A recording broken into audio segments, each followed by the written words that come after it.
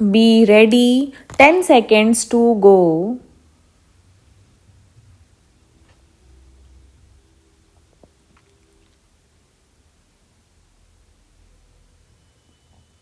Start. There is hardly any point in oversimplifying the problem as is sometimes done. For instance, some advocate that the rate of expansion of higher education should be greatly restricted through a system of selective admission so that higher education will again have the same scarcity value which it once did. This may also have the dubious political advantage that it will substitute the rural uneducated, unemployed who is comparatively docile and inconspicuous for the urban educated unemployed who is vocal and turbulent and who insists on being noticed. It is true that there will have to be some restriction on expansion of higher education, especially because of the constraints involved in maintaining adequate standards. But we must keep two main considerations before us.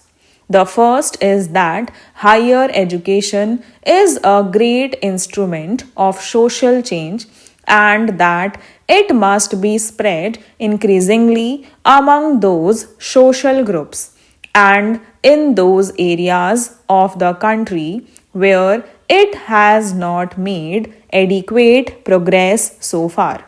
Secondly, we cannot say that India is by any means an overeducated nation at present. The number of university graduates in our country is far too small in comparison with that in the industrially advanced countries. It must be further realized that out first degree in arts, commerce, or science is a degree more or less by courtesy. The Sadler Commission pointed out long ago that much of what we call higher education in India is really equivalent to school education. This observation is even truer today than it was 50 years ago. It is really our second degree in these facilities that is generally equal to the first degree in these faculties that is generally equal to the first degree in the advanced countries. If proper allowance is made for this equivalence, there is a strong case for continuing the expansion of higher education. This is therefore not a case of quantity or quality. We shall have to strive for both quantity and quality. In my view, we will have to launch a multi pronged attack on this difficult and complex problem.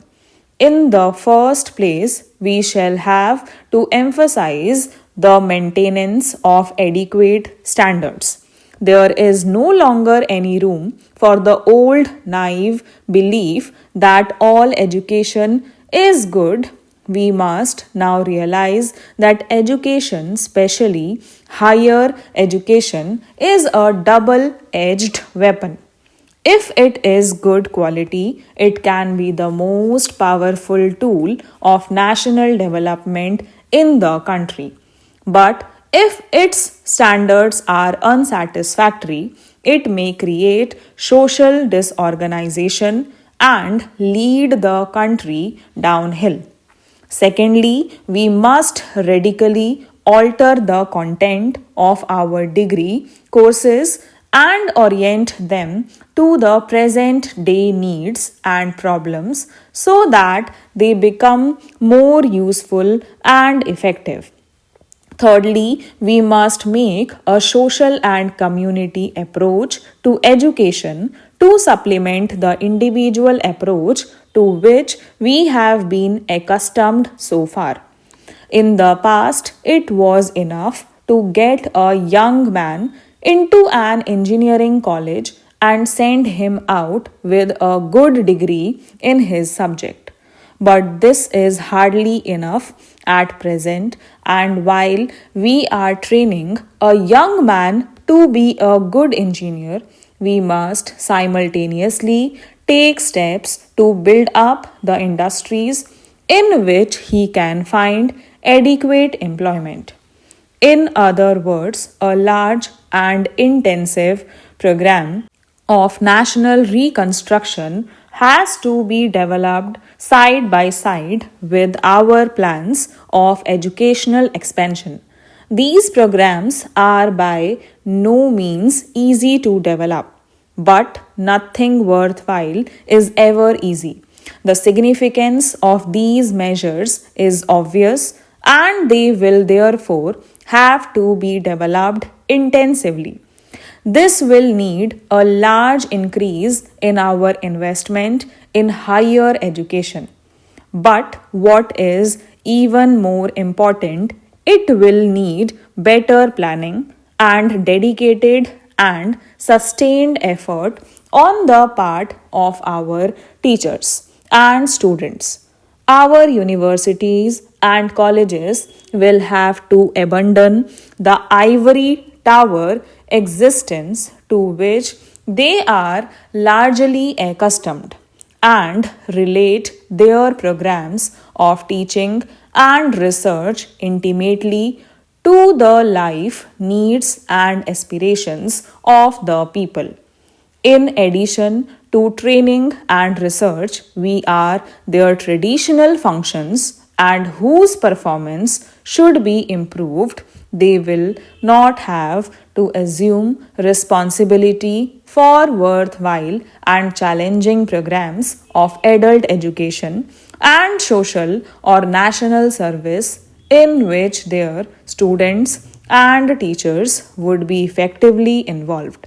This will enable them to send our year after year large bands of young men and women who are competent, dedicated to the service of their country, imbued with a sense of social responsibility, and committed to national development.